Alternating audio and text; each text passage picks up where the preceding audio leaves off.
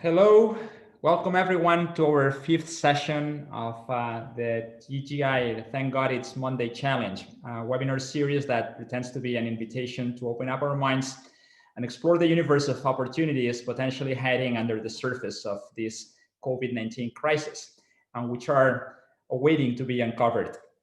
Our mission is to look at those opportunities from different angles and hopefully give you a more optimistic vision than the one you get every day in the media. So today, this mission is taking us to explore the role of feminine values in our world and how those values can help us get out of this crisis in better shape than we came in. And for that, I'm very happy to say that today we have one of the world's experts in this field. She is the author of Shakti Leadership, definitely a must-read for all business leaders, and an international speaker and coach on organizational culture. She is, by the way, the invited guest of Rashi Sodia, our first guest 4 weeks ago. So it's with great pleasure that I welcome today Nilima Bhat. Nilima, thanks for accepting our invitation. Great to be here, Ravi. I'm sorry I missed the last slot because I got sick. And happy to report I'm fit and fine now. That's great to hear, Nilima. We're very happy for you. By the way, you are in Bombay. We don't hear much news about India and Asia in general here, except for China. So I think it would be great if you could give us a quick update on what's going on over there, how the government is handling the crisis, and what's your view on how things are going to turn out over there.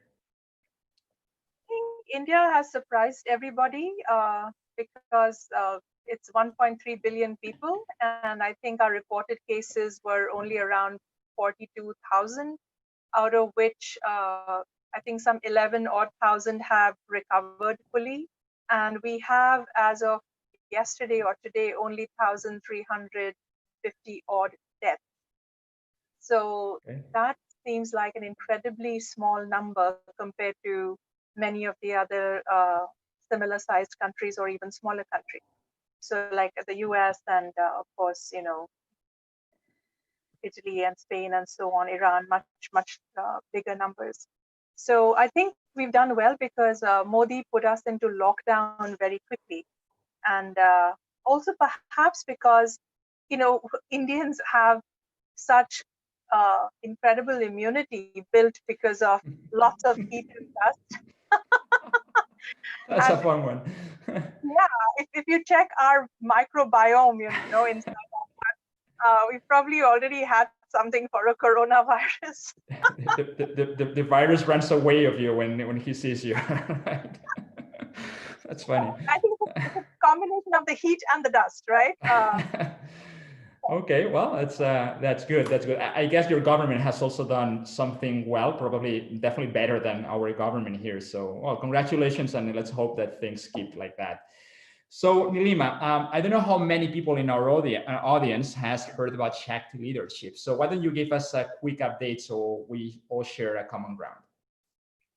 I wrote this book with Raj Sisodia, who is, of course, the co-founder of Conscious Capitalism. And when I became a part of his work and the movement, and I met all the wonderful leaders of the movement, including John Mackey, I was hearing about the 4 tenets, conscious leadership, conscious cultures, stakeholder integration, and higher purpose. And I remember thinking, everything is created, all change is created by leaders. So really, we need a very robust conscious leadership model that will fuel this movement.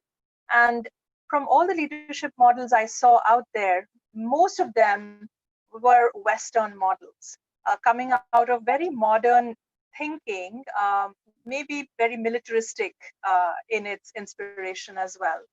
And I realized it's missing an Eastern voice, which is quite different, whether the Taoism principles from China or the yogic principles from India. The other thing I realized is most leadership models were made by men for men, and men lead in a particular way. And at a time where, suddenly feminine values, behaviors, feminine archetype today is not, a new word for people. When I proposed this book, it wasn't really so much on the scene.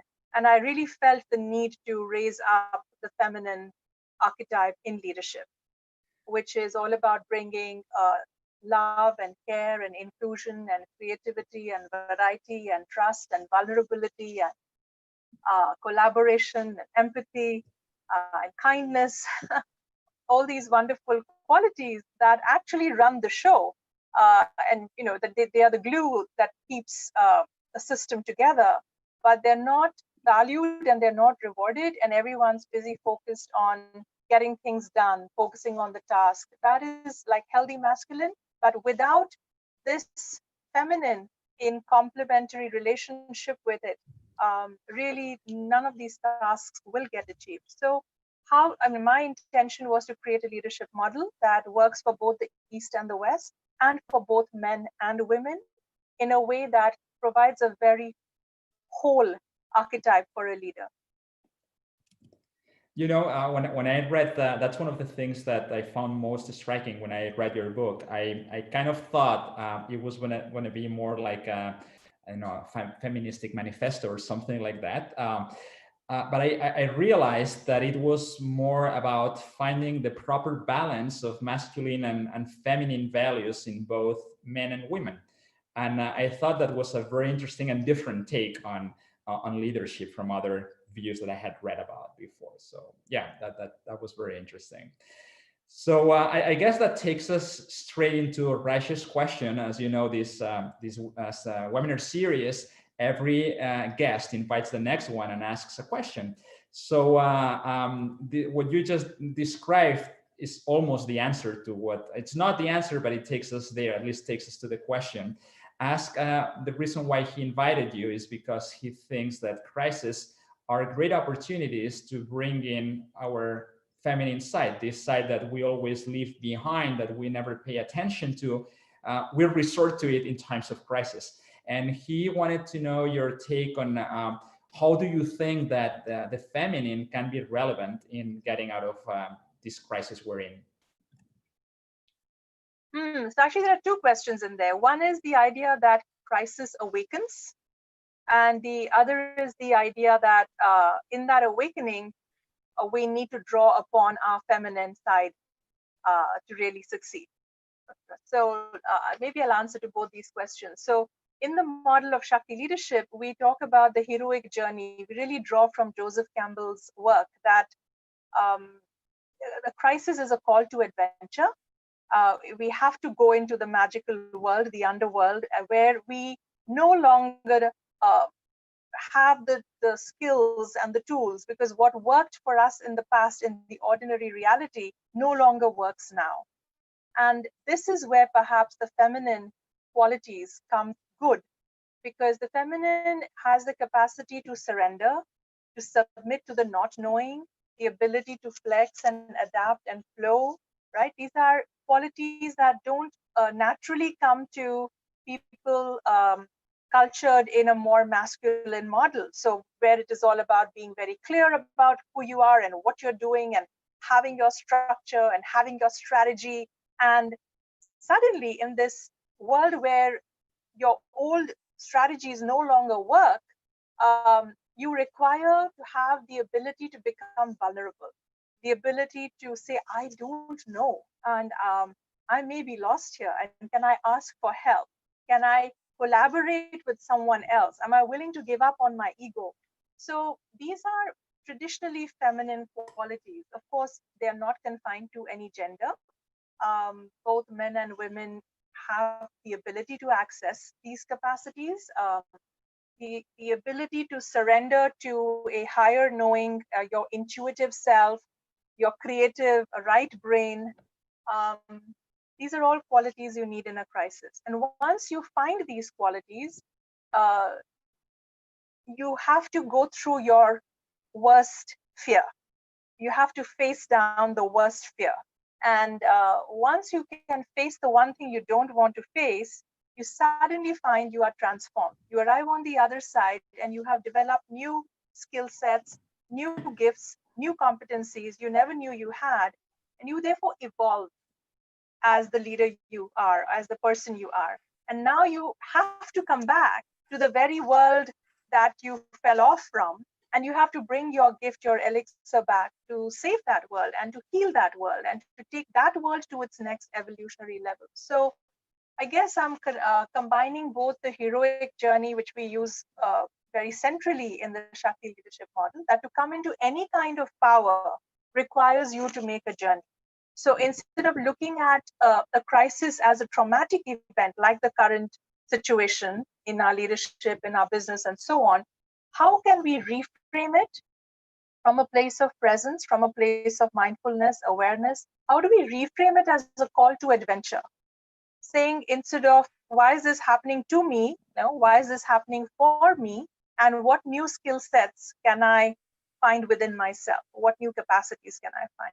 And this is where the ability to be able to seek and give up your ego and learn to ask for help, learn to collaborate, get creative, get innovative, get flexible, all these wonderful feminine qualities will come good. You see, it's interesting because you were reasoning why in the times of crisis, out of the need for a change, you can actually resort to these hidden values, and that's probably because you have no other choice, right? Now, while you were talking, I just came to mind our last guest last week, Salim Ismail. He was talking of the opposite of a crisis. He was talking about going into a world of abundance.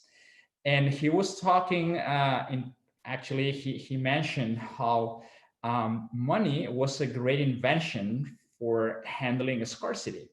And actually, money has been a great tool for helping us collaborate efficiently and create a world that very soon will be actually, it already is a world of abundance where there's enough for everyone. We just don't realize that we have enough for everyone, but we already have enough for everyone. And soon it's going to be more so yet, right? And he was saying that while money was great in times of crisis, not of crisis, in times of scarcity, what we need in a world of abundance is everything you said before, or everything you described as feminine values, right? This nurturing sense of caring, compassion, empathy. So we actually need Shakti. Of course, he didn't use this word, but that's what he was saying. But the interesting thing is that he's saying this is what we need, but because we're moving into a world of opportunity, not of crisis, it's harder for us to realize that this is what we need. So one of the things we describe in the book, and this is in a way something we have added to the hero's journey model, saying, do we have to grow from crisis, or is there a way to grow consciously? Exactly. Is there a conscious heroic journey? And do we always have to learn the hard way? That's the question. Yeah. And so there is a model of how do we go into a heroic journey consciously. And here, essentially, we are saying you await an evolutionary impulse. You have to be very mindful of your growth and when it starts feeling a little stagnant and a little too comfortable. So the minute you start sensing a stagnation in your life, in your business, in your work, that's when you have to consciously step into the journey, which is enter that magical world underground. Go there instead of being whacked and pushed into that. Okay, go there, take it on, and then this requires some kind of a dissolution, some kind of a willing death. Give yourself up, die to something, die to some old ways. Have the courage to let go and die to some things. As Lynn Twist beautifully says, you have to hospice the old, that which no longer serves. And can you witness it gratefully, but let it go as it goes? Okay, so that's the dissolution. And then instead of having to face your fear by being forced to do so, how about having the courage to take on some potential that you know you haven't yet realized, right? So actually, it's like going into a karate dojo instead of being made to learn the hard way, right? So put yourself to some kind of a discomfort, which you know is your growth edge, and come up with some new skills that you know you have and need at this time.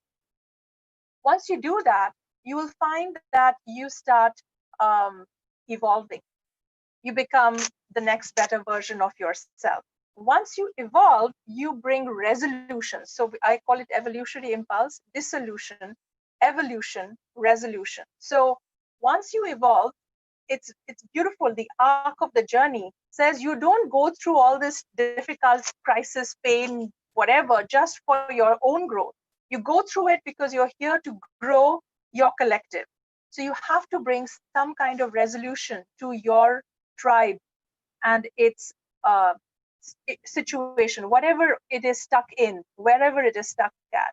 You have to bring back the elixir, the gift. So this is how we can make this journey. Now using his example, Salim's example, if we understand there is a economy of abundance, a world of abundance that needs to be engaged, then that's what we have to willingly step into. We have to willingly step into the dissolution of the old models. We have to willingly die to these old scarcity ways of thinking. We need to develop a new relationship with money. And all that's going to require a mindset shift internally and a systems change externally. It's going to require a lot of courage. A lot of resistance will come up, but we need to see it for what it is and face it down. And then we have to evolve. We have to dance in this very innovative, creative way and figure out multiple forms of capital. What does abundance economy look like? What are the units we exchange? What is value in an abundance economy? We need to create these new conscious ecosystems of finance and economics, right? So that's the evolution. And once these ideas come to us, we have to bring that to the world. And we have to bring that gift to the world in order to heal the world and change the world and evolve the world. So yeah, that's what it's going to take. That sounds wonderful, especially the idea of learning the easy way and not the hard way, right?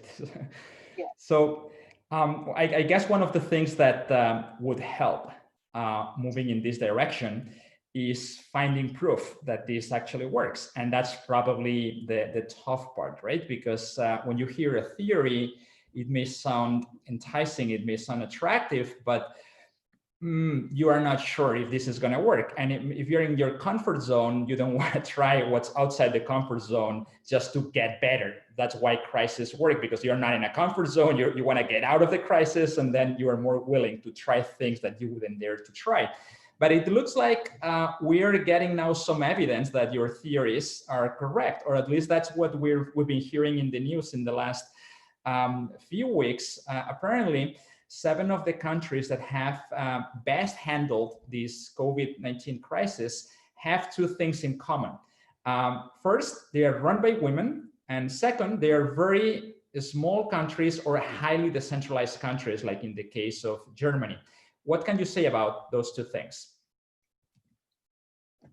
Well, if they're run by women and conscious women and good leaders, it means that these women are leading from their feminine without losing track of their healthy masculine, right? So they're leading with the feminine, they're leveraging something they already have. So they've been able to flex and shift and maneuver, and it may have been easier for them because just being, in the culture of the way we are cultured, women are socialized to have more feminine traits. So they would have had that, and being leaders of countries, they wouldn't have got to that position without having honed healthy masculine qualities as well.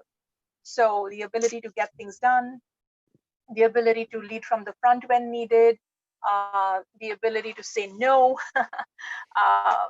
So all these wonderful masculine qualities would have to work alongside healthy feminine ones of including everyone, gather as you go, keep your people informed, listen to them, understand their needs, respond to them. So I think that's one. And you said these are centralized countries or decentralized? No, decentralized. Either small countries or highly decentralized countries. So countries that don't concentrate a lot of power at the top because they are either small, so they don't have a lot of power because they're small, Yeah. or countries which are decentralized and the power is highly distributed amongst different federal states or things like that, like in the case of Germany. So the decentralized is a feminine structure versus centralized and hierarchy, which is pyramid, which is a more masculine structure. And neither is better than the other, okay? Because there are some situations where a pyramidical hierarchical structure is what's needed for the situation.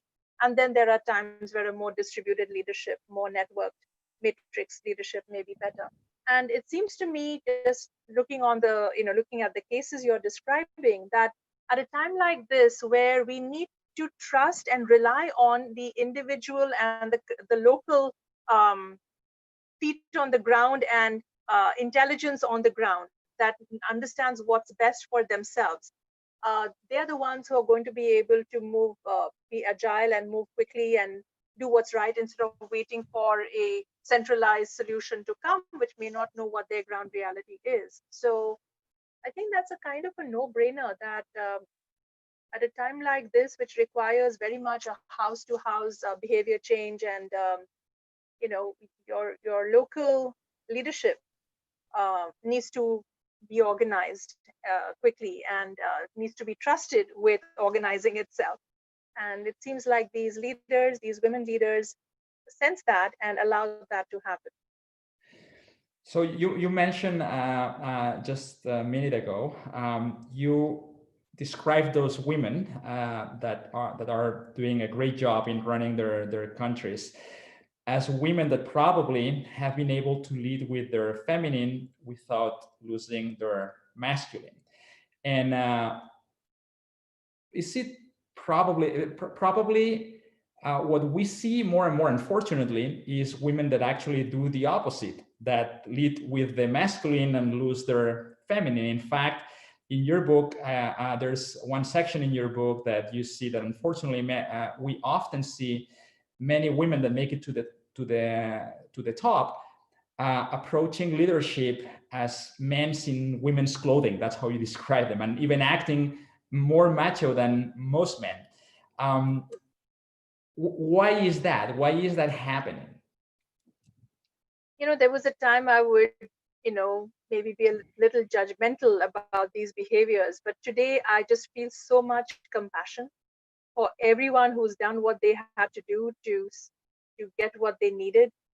I think we're all victims of victims, which is something else we have said in our book, and it's the quote of this wonderful Holocaust survivor. And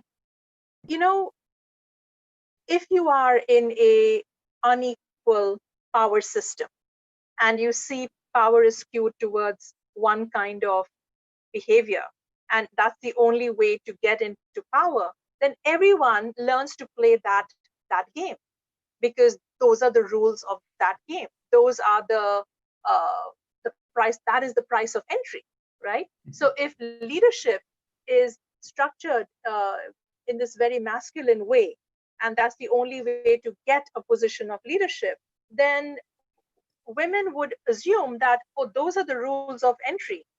Those are the terms of entry to leadership. So I have to put on this man suit and man behavior, and that's how I get in there and succeed. And guess what?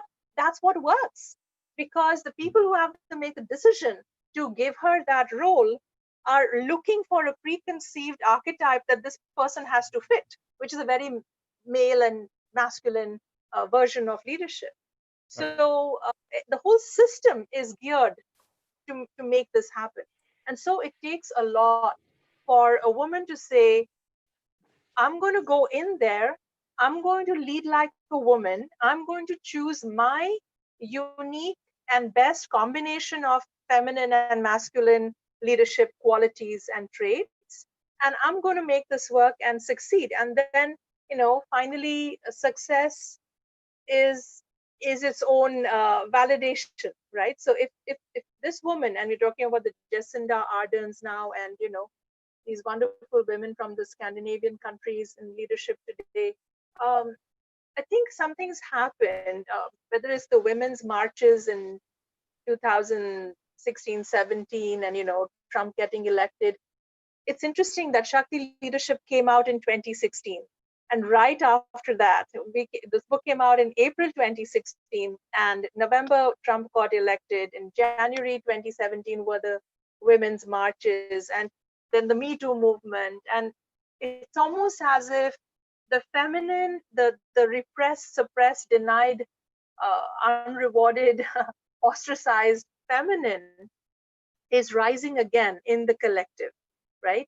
And women are feeling they now have permission, and they're finding that they have disowned a very, very important part of themselves for far too long to have adhered to the patriarchal norms. But suddenly everyone's looking at each other and saying, oh, if she can do it, I can do it, and there has been such tremendous pain, uh, both in men and women, but certainly in women, for having had to deny their innate feminine nature, right? Mm-hmm. And to not bring it to their work and to not bring it to their leadership. It's like a tremendous wound of that pain of separation from their own source of their own power, right?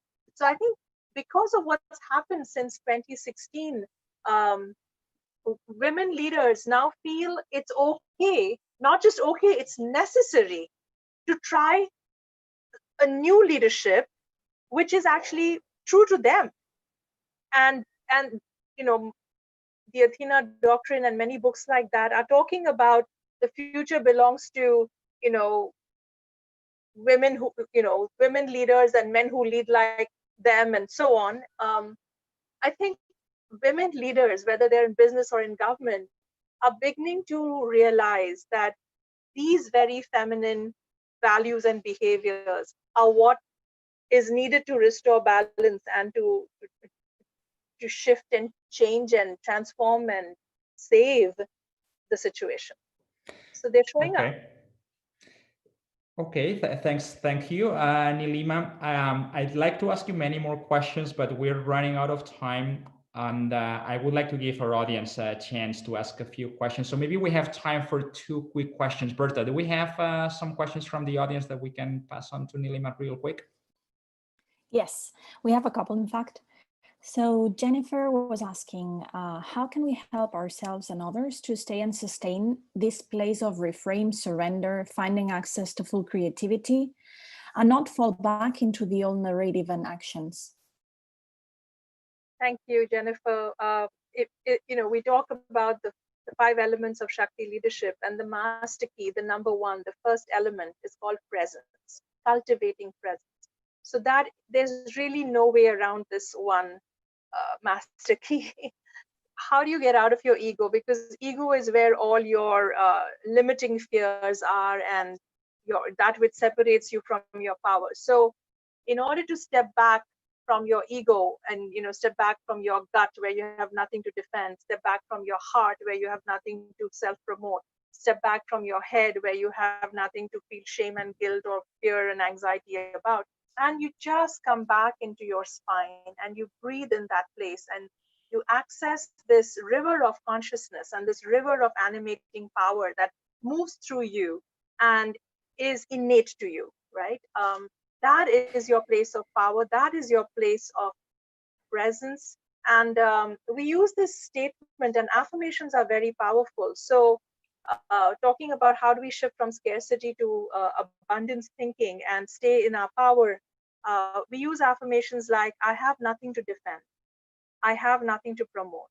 I have nothing to fear. I am here now. All I need is within me.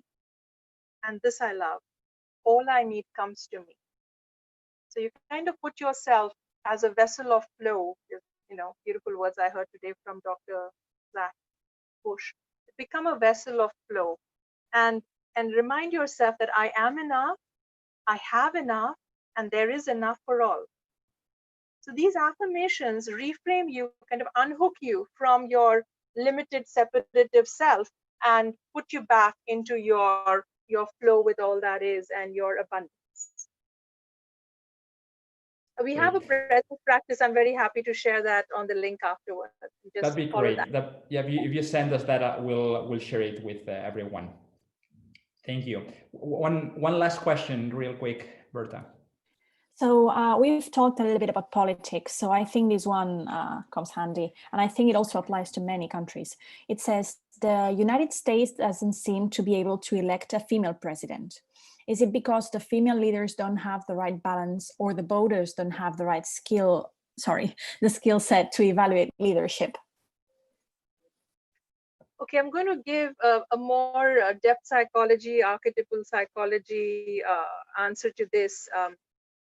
When I look at nations and peoples and their histories and their cultures, when I think of America, it's such a new nation.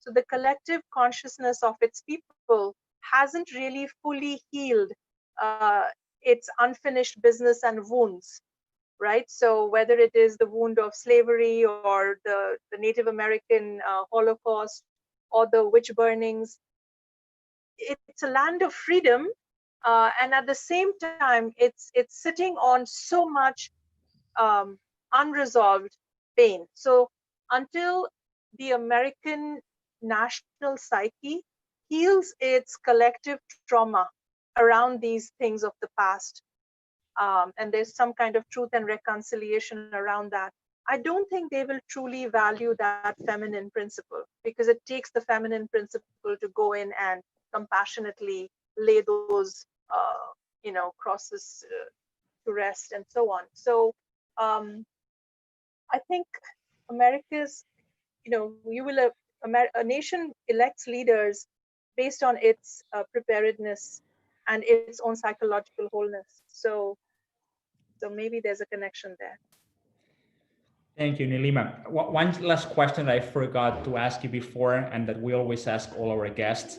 Obviously, we are part of the conscious capitalism movement, and the reason why we're running this series of webinars is to actually get some insights on how businesses should change after this crisis for the better. So could you give us your quick view on what conscious capitalism is and what it should be like in the near future? What could businesses do in order to foster a change? I think I spoke briefly earlier on this, that we really need businesses to innovate multiple forms of capital and value that can be exchanged. And we need innovation.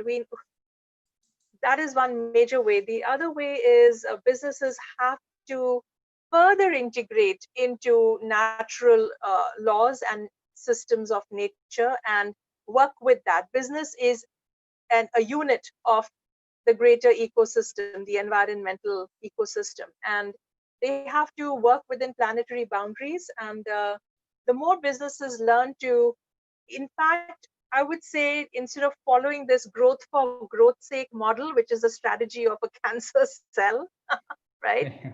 Yeah. How can businesses learn to work within planetary boundaries and actually educate conscious consumption and consumers? So in fact, don't call them consumers anymore, call them regenerators, call them stewards of resources, right? So whoever is going to buy from you as a business has to also be educated and facilitated to replenish whatever has been taken, right? So I think business has a massive role coming out of this, and starting with a lot of looking within and reframing what is success.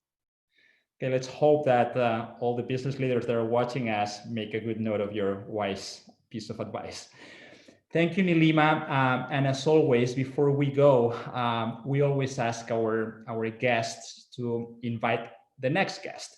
So who would you like us to invite? Why, and what would be your question to him or her? I'd like to invite Kristen Engvik. She's the founder of the WIN conference, and she's Norwegian. She's truly a Shakti leader in so many ways. She must have helped empower, awaken, ignite, inspire thousands of women, because she started WIN in 1998.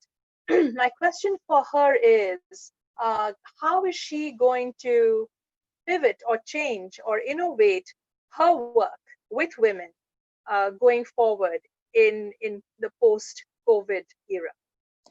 Because she used to run on-ground conferences like for 1,000 women, but given that those kinds of gatherings may not be possible in the future, how is she going to innovate? Fantastic. We'll definitely make sure we ask her that question. So thank you very much, Nilima, for sharing your time with us. It's been a real pleasure having you. So we hope that everybody who listens to this recording applies your knowledge. And by the way, I wanted to remind everyone that's listening that this recording will be available on YouTube as of tomorrow. So you will, if you're registered, you will receive a link to it. And also remind you that next week we'll have Susan Sobot. Susan is the former president of American Express Global Commercial Services, and she will more than likely have very good insights on how the finance industry, the finance sector, can help getting out of this crisis, and also probably how it should change for the better. So again, we hope to see you soon next week. Thanks for joining us, and thank you very much, Nilima, for being with us today. Thank you, Xavi. Enjoyed it very much. Thank you. Take care. Bye.